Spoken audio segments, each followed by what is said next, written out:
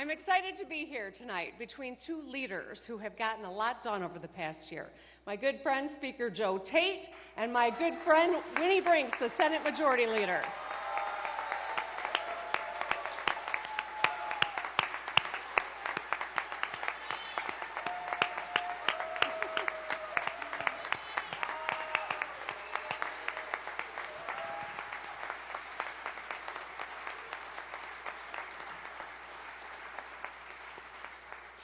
And I want to acknowledge Minority Leaders Matt Hall and Eric Nesbitt. Thank you for your leadership.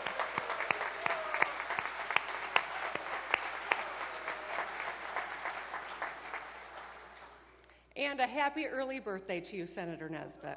Tomorrow, I know. All right. We together delivered a balanced budget focused on the kitchen table issues in 2023, and I know we're going to do that again this year in 2024. And I want to acknowledge so many incredible partners that I have in governance. Lieutenant Governor Garland Gilchrist,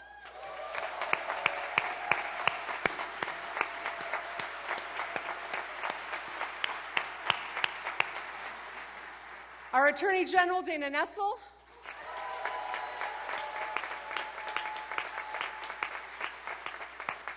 and Secretary of State Jocelyn Benson.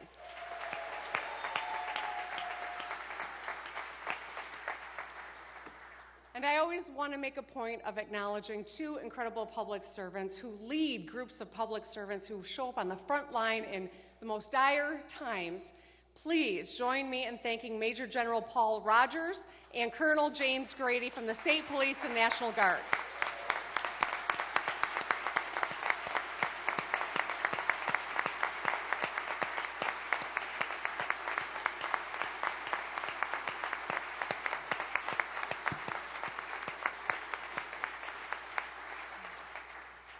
To our state employees, my cabinet, and my executive office team, thank you for your tireless efforts on behalf of the people of Michigan.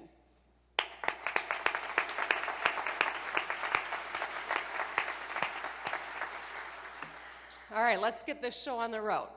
Like some of you, I am a product of the 80s. I love big hair and bold leather jackets, classic movies, and of course, classic rock. And all great albums from the 80s have some things in common. Chart-topping hits that everyone loves, deep cuts for the fans, and a few experimental tracks. At their best, these are timeless records whose impact transcends a single year or artist. At our best, that's what we aspire to do too. Get things done that outlast us. Make policy for future generations. Over the past year, our record, like any great album, had something in it for everyone. And all of the tracks, or policies, were bound by a common theme, making a real difference in people's lives. We composed this record thanks to the people in this room and every Michigander at home. Groups only succeed when all its members are thriving. And lately, Michigan's been playing in harmony. So let's go through the set list. A lot of people had faith we would roll back the retirement tax on our seniors. We got it done to save 500,000 senior households an average of $1,000 a year.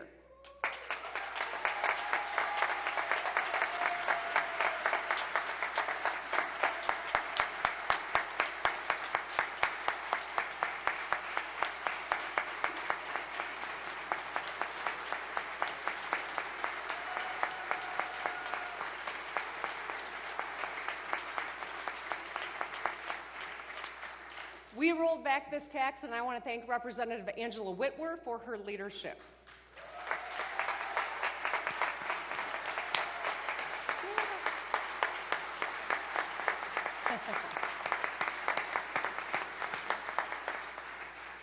We quintupled the working families tax credit, so people working 9 to 5 or second or third shift get hundreds more dollars back in their pockets. Let's acknowledge Senator Kristen McDonald-Rivet for getting it done.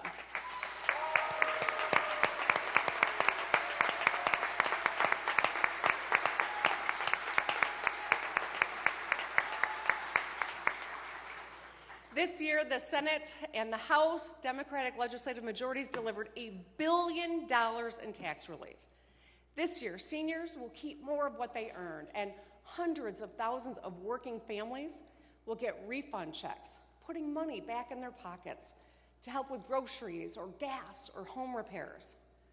We all know that girls just want to have fun and pay down debt, so we did. Since I took office, we have paid down $18 billion of state debt. We brought our rainy day fund to an all-time high of nearly $2 billion. We've even created a new rainy day fund for our schools and put nearly $500 million into it. We are making great strides, and we won't back down in our fight to protect reproductive freedom.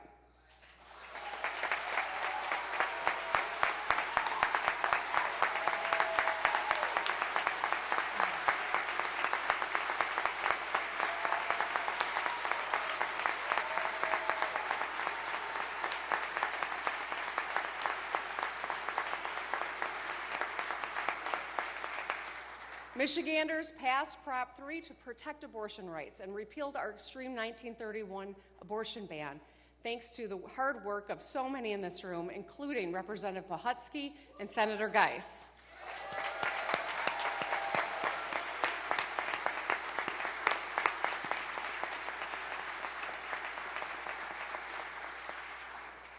And for every sweet child of ours in Michigan, we have made school, lunch, and breakfast free of charge for every Michigan child.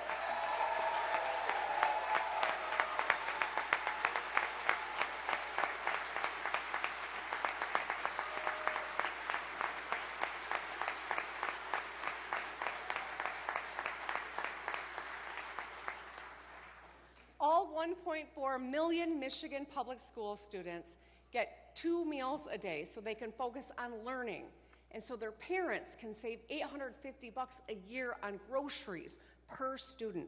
I want to thank Senator Darren Camilleri and Representative Regina Weiss, who led this effort.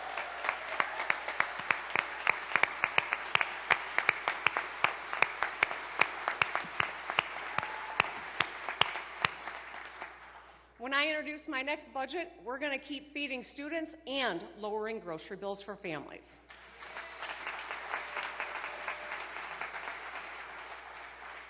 We also put cost-saving pieces of the Affordable Care Act into state law. You might be wondering, what's cost got to do with it? Now young people can stay on their parents' insurance until they turn 26, and you can't be charged more for having a pre-existing condition.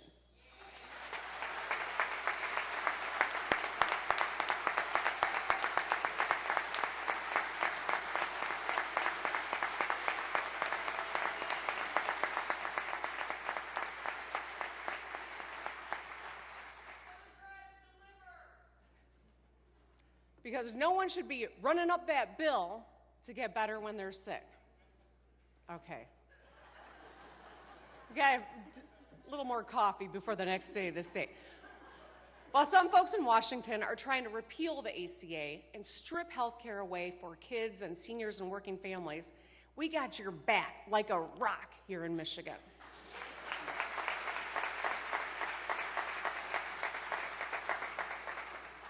We will protect your care no matter what. I want to thank Representative Matt Kolazar and Senator Kevin Hertel for their work on this issue.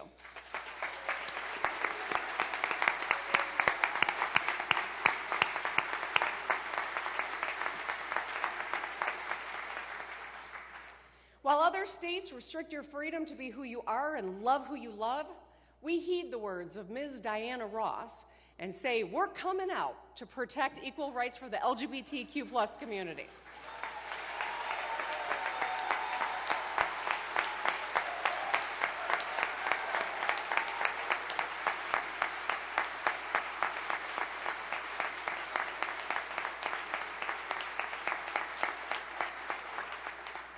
Thank you, Senator Moss, and of course, Representative Hoskin, for your work on this.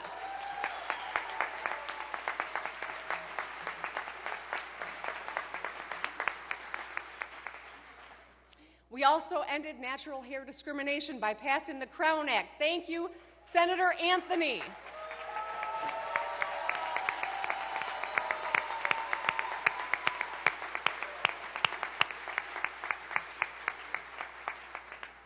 And finally, to protect every breath you take and our Great Lakes, we enacted a historic clean energy package. Together, we will reach 100% clean energy by 2040, lower the cost of household utilities by an average of $145 a year, and create thousands of good-paying jobs backed by the strongest labor standards in the country. We will make more energy here with American workers.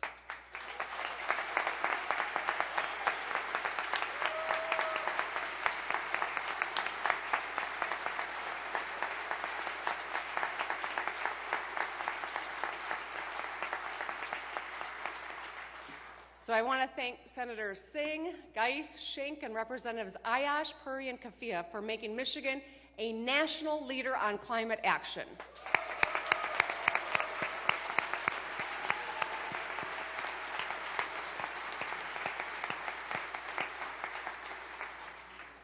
So we have a heck of a record, and we are starting 2024 fired up.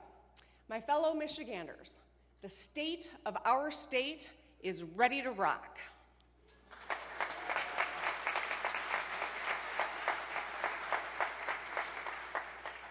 We got into the groove last year, but great bands do not rest on their laurels. They make the next record better than the last one. There's more to do, and nothing is going to stop us now. Let's talk about the challenges Michiganders face today. Top of mind is costs. It is hard to buy a house, afford a car, or save for retirement while keeping up with the bills. People put things off to make ends meet, replacing old tires, fixing busted gutters, buying your child a warmer coat. No matter who you are or where you come from, if you work hard, you should be able to provide for your family and have a fair shot at a better future. We should have the freedom to live the way that you want. That is the American dream. And you should be able to chase that in Michigan. At our best, that's what we are, a home for opportunity for people seeking a good life and a good cost of living. Tonight, that's what I'm going to focus on, how we keep lowering costs, how we improve education to set up our children for success, make more stuff right here in Michigan, and compete with the world. So first, costs. No one likes paying $6 for a box of cereal or more for an oil change than they did last year. But I want to be upfront with you. I cannot solve global inflation alone. No one person can, not even a president. If you meet someone who says they have a secret plan to fix inflation, run the other way. But what we can do is make life more affordable by lowering costs on the biggest items in your monthly budget. When your paycheck hits your bank account, you know your largest and most important expenses are going to be housing and childcare, transportation, education, utilities, and food. From axing the retirement tax and free school meals to the Michigan Achievement Scholarship and Reconnect, which lower the cost of college by thousands, to programs like TriShare that slash the cost of childcare by 66%, we are taking action. Things are headed in the right direction. Inflation is slowing down, unemployment remains low, and take-home pay is up. It is a great time to find a good-paying job, with unions fighting successfully for better pay and benefits. President Biden's policies are bringing jobs and supply chains home to Michigan from around the world. Still, yes.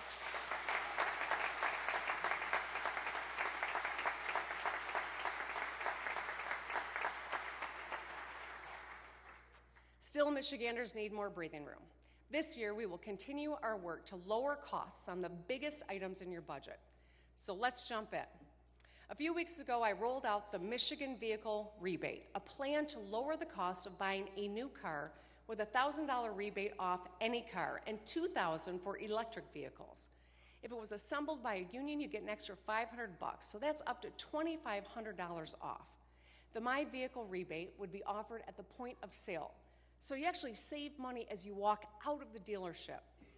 Michigan's auto industry has been the backbone of our economy for a century, powered by the men and women of the UAW who negotiated and ratified a record contract last year.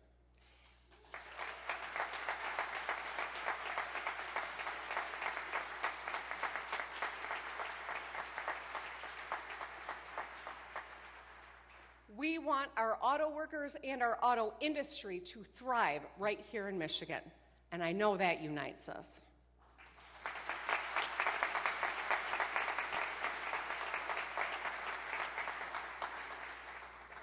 So let's help them both do what they do best, make the world's best cars and trucks.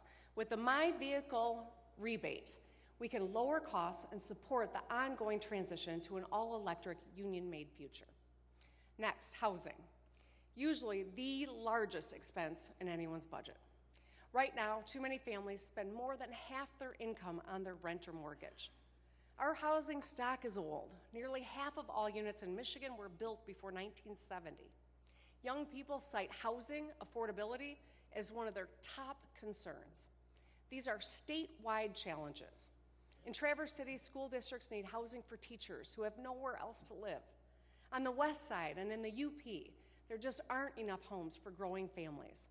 And I know Detroiters see higher rates when they re-sign. In other words, the rent is too damn high and we don't have enough damn housing.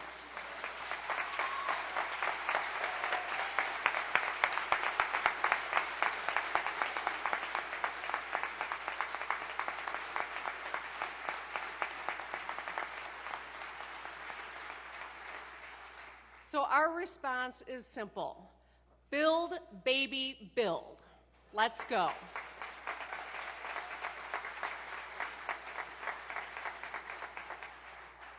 Our target is clear. In Michigan's first ever statewide housing plan that I commissioned last year, we set a goal of 75,000 new or refurbished units in 5 years, and we are headed in the right direction.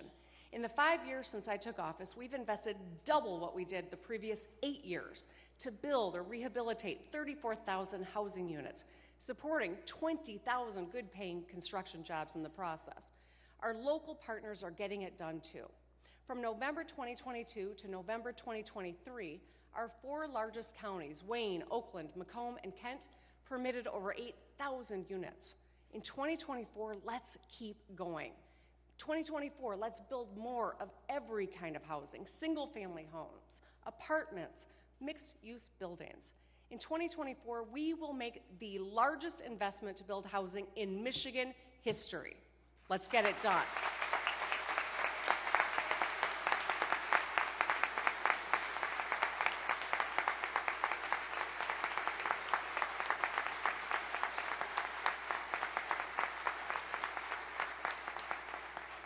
We will invest almost $1.4 billion to build or rehabilitate nearly 10,000 homes. That's 10 times what we put into housing just 10 years ago.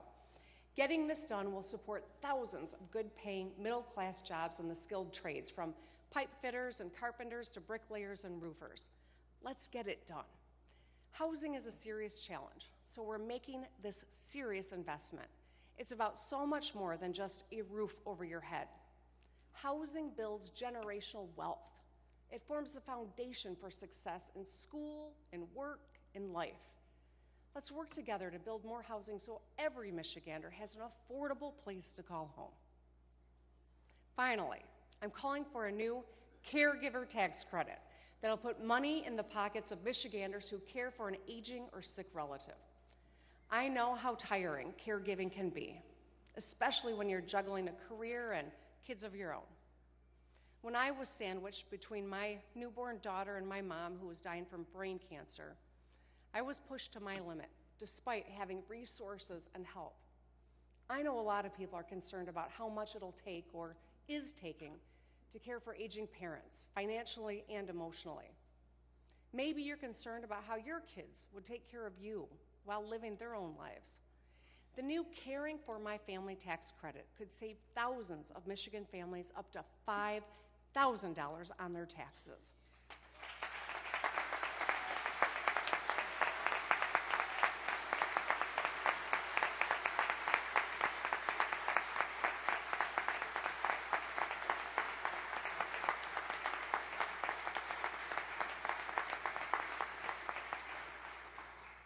By allowing people to write off caregiving expenses, including counseling or transportation, nursing or respite services, we can save them money.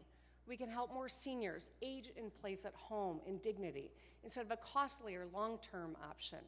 We can support parents of children with long-term care needs by saving them money. We know the burden of caregiving falls disproportionately on women, and especially women of color. While the caregiving work they do is often invisible, it is invaluable. According to the AARP, family members provide about $522 billion in uncompensated care every year. Let's support them by giving them a tax break so that they can take care of their loved ones.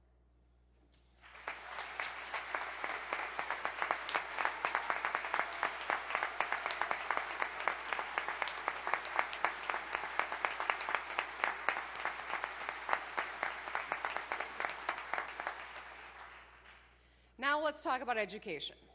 This is a priority all parents share. Whether you're in a small town or a big city, a Republican, Democrat, or independent, getting ahead or just getting by, you want your child to succeed. I'm proud of the record bipartisan investments we've made since I took office. Republicans and Democrats came together to raise per pupil funding by 22% in the last 5 years. That's hundreds more for every child invested directly into your local school district, to lower class sizes and upgrade shop classrooms or computer labs. We also invested in campus safety and mental health and made breakfast and lunch free. When kids are unsafe or struggling or starving, they can't reach their full potential.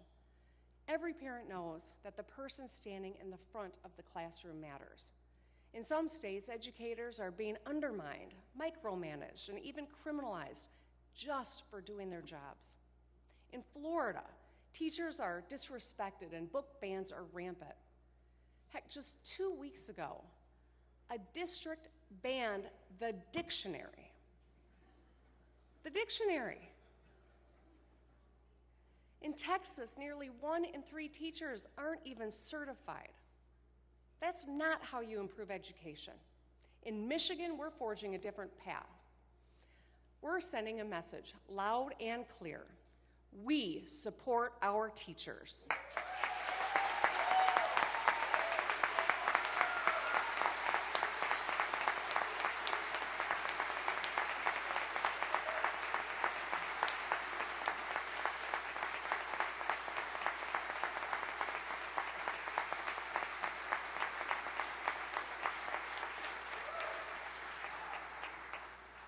We walk the walk. We fund scholarships for future educators, pay student teachers, and help full-time teachers with their student loans so they stay in Michigan.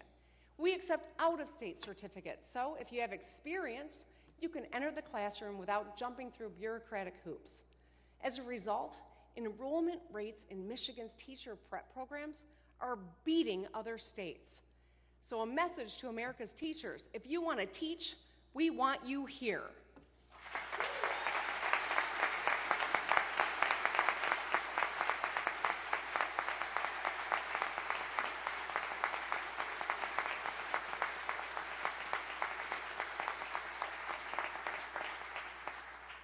In Michigan, we let teachers do what they do best: teach.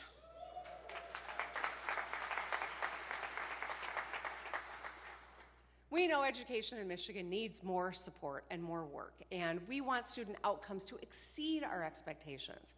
We need to better prepare students for success after they graduate, whether they go right into the workforce or enter community college, trade school, or a four-year university. There is no correct path, but every person deserves a path. It depends on the person what theirs is.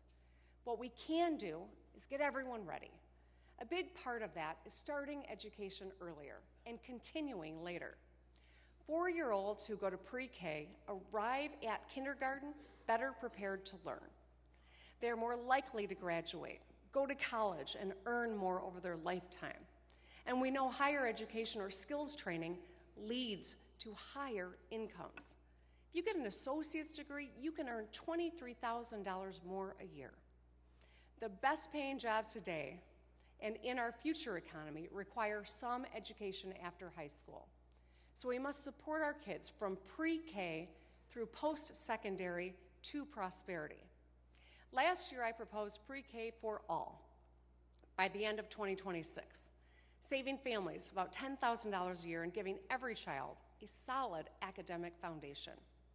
Together, we're changing our definition of education to include pre-K, and last year we expanded pre-K to 5,600 more students.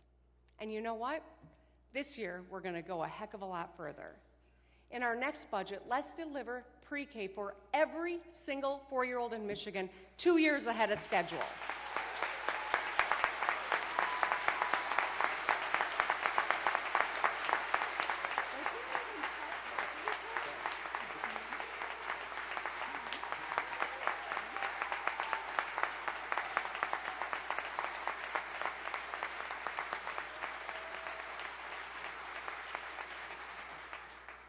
When we get this done, no matter who you are or where you come from or how much you make, your child can enroll in pre-K and be set up for success. So let this be a message to parents in other states. Come to Michigan. We got your back every step of the way, and we'll save you 10 grand on your children's education.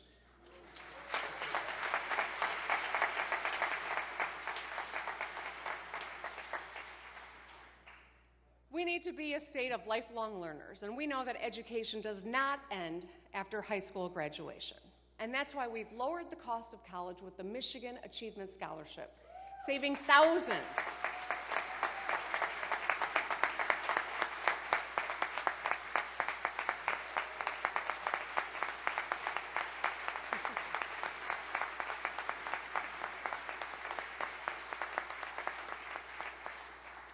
We made community college and job training for medical techs and electricians tuition free for anyone 21 and older with the Michigan Reconnect, and today I propose we go further. In our next budget, let's make the first 2 years of community college in Michigan tuition free for every high school graduate.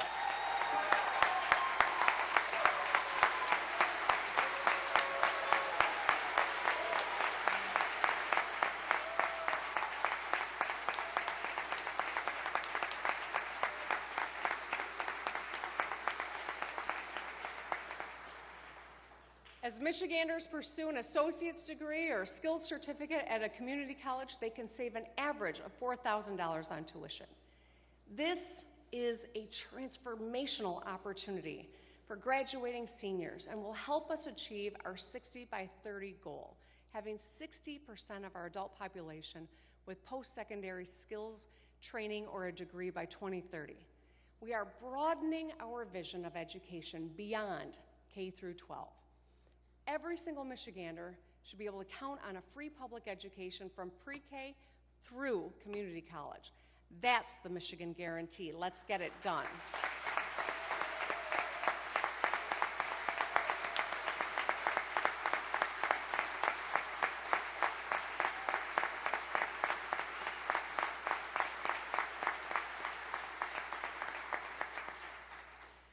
Finally, let's talk about making it in Michigan. Over the last few years, we have seen a manufacturing renaissance driven by President Biden's investments in American workers and industry. It is happening nationwide with 800,000 manufacturing jobs added since 2021. Companies are investing in America, and especially in Michigan, in a big way. We're competing and winning the future of the auto industry, making cars and semiconductors and batteries here instead of China. You may have heard about expansions by the Big Three in Detroit, Lansing, and Flint, but there are so many businesses from other states and nations expanding or moving to Michigan. Calumet Electronics in the Keweenaw Peninsula, Nell Hydrogen's Gigafactory in Plymouth Charter Township, Scout Motors R&D Hub in Novi, Fortescue's battery plant in Detroit, Hydro Aluminum Recycling Facility in Cassopolis, Michigan, and SK Siltron Semiconductor Wafer Plant in Bay City. We are showing the world that we make a lot more than just cars. In the decades ahead, we will dominate manufacturing of batteries and chips and clean energy too. To keep winning, we must upgrade our economic development toolkit. We can and must outcompete our neighbors. Tonight, I want to talk about some new tools. We know Michigan is home to a lot of research and development, or R&D, thanks to our leading universities and businesses. Unfortunately, we are one of just a handful of states without a tax credit to incentivize R&D. Every other Midwestern state has one. An R&D tax credit will unleash innovation while lowering costs for businesses. Let's get it done.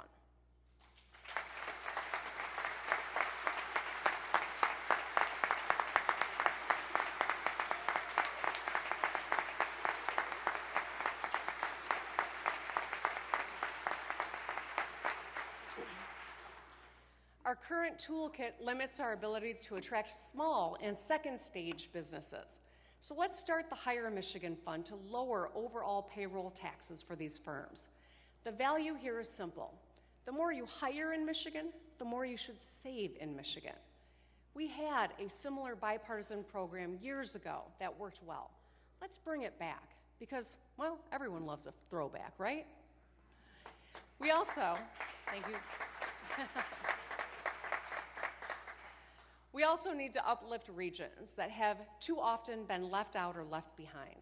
Renaissance zones are strategically selected areas that with lower taxes for businesses and entrepreneurs so we can drive investment and create local jobs. We already have several of these statewide, but there are strict categories that define them and eligible projects within them are so tightly defined. Let's simplify these into a single, flexible category to incentivize growth in Michigan. And finally, let's establish an innovation fund to invest in high-growth startups that will create the future right here in Michigan. Right now, we have no state-level mechanism to attract and retain promising young companies. With the new innovation fund, we can launch hundreds of new Michigan-based startups and create thousands of jobs. Together, we're going to build the infrastructure for innovation so founders can start and build their companies right here in Michigan.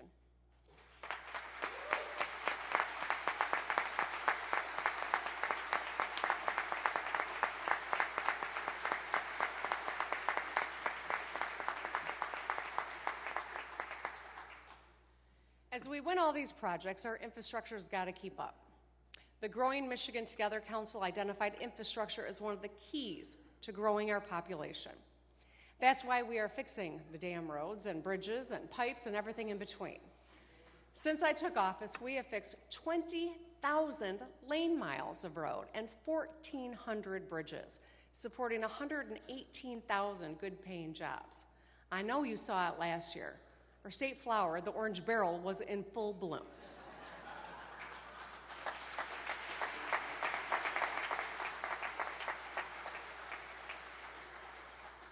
And the hard-working men and women who fix our roads were out in force getting the job done.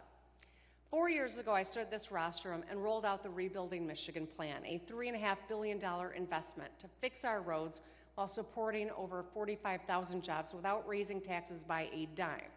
It focused on vital economic corridors, including 96 and 275 in Metro Detroit, the 475-69 interchange in Flint, 94 in Jackson, 196 between Holland and Saugatuck, and 496 just a few blocks from here.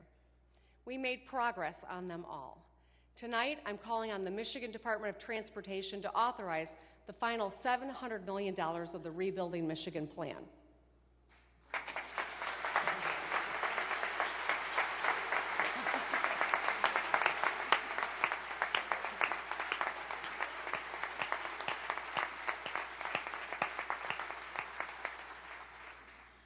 The final round of projects includes 94 along Metro Airport in Detroit, 696 from Southfield through Warren, and a bridge in Erie Township. The Rebuilding Michigan Plan is making commutes safer, saving drivers time and money, and allowing businesses to ship products more easily across Michigan. Let's keep fixing those damn roads.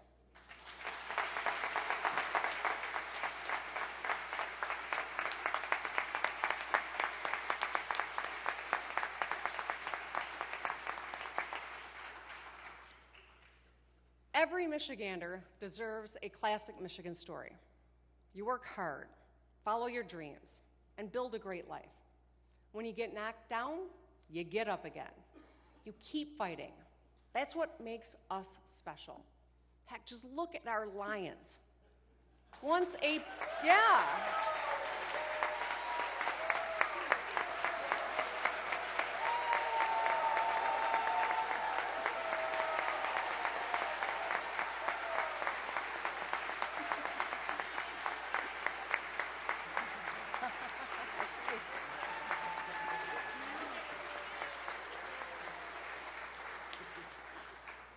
Once a punchline are now a powerhouse. They've dominated by centering the grit that defines every Michigander. On the way up, they turned naysayers and cynics into dreamers. And I don't know if you recall, but our Wolverines are national champions, right?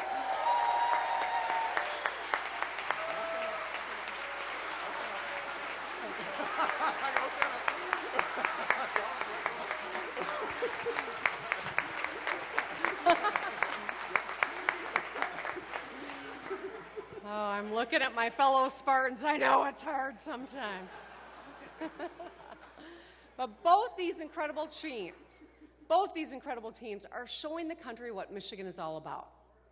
That story, our story, can be seen in our people's stories. Tonight I want to tell you one about a woman named Elaine. Elaine is here with us today. Elaine, if you wouldn't mind standing. She's right there.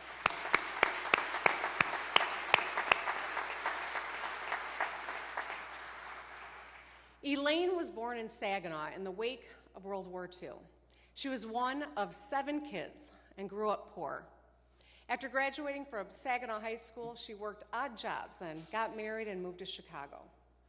After her divorce, she came home to Michigan with her sons. She struggled as a single mom. One day over dinner in the parking lot of a fast food joint, she made her sons a promise. One day, she said, they would be able to eat at the Olive Garden across the street, a sit-down restaurant with metal forks and waiters who refill your glass without you even asking. Elaine worked hard, using food stamps to put groceries in the fridge and housing assistance to keep a roof over her sons' heads. She was a secretary for years, but wanted to chase her dream and get a job that gave her a sense of purpose. She never thought she could do it. Well, Elaine, I'm glad you proved yourself wrong. She went back to Wayne State with a Pell Grant and earned 2 degrees.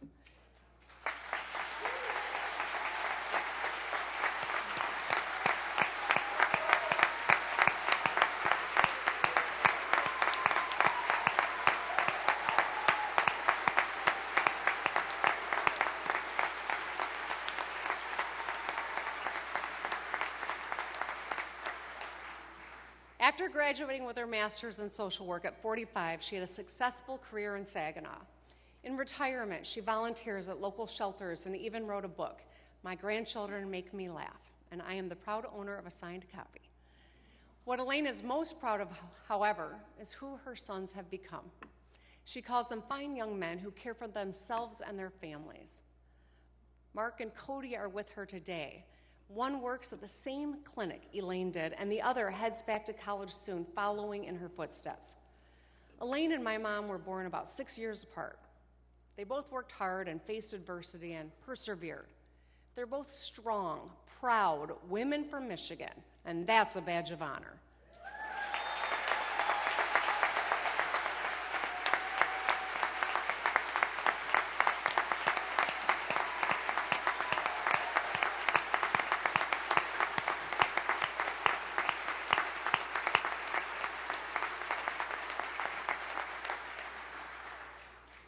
Elaine's story is Michigan's story. She had simple dreams for her kids. She wanted them to get a great education and eat at a restaurant occasionally. She wanted them to have hope and be good people. Tonight's proposals that we are focused on are so that we can make more stories like Elaine's possible here in Michigan. We'll build a Michigan where if you get knocked down, you have the support you need to get back up. Lowering costs on the biggest items in your budget, improving education so your kids can thrive, and ensuring you can make it no matter who you are or what you've been through. We will deliver real change for people right now and for Michiganders for generations to come.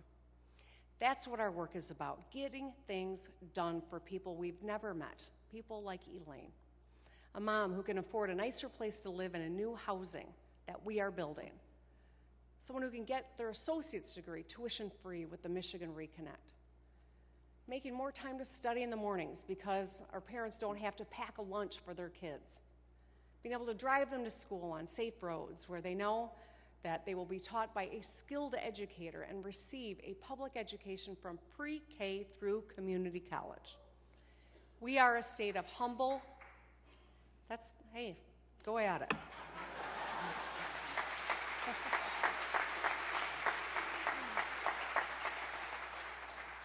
We are a state of humble, hardworking people with big dreams for our children. This year, let's keep rocking so everyone can have their own classic Michigan story. I thank you all for your time tonight. I thank you for the hard work that you do every single day. I encourage you to drive safe, root for the Lions, and have a good night.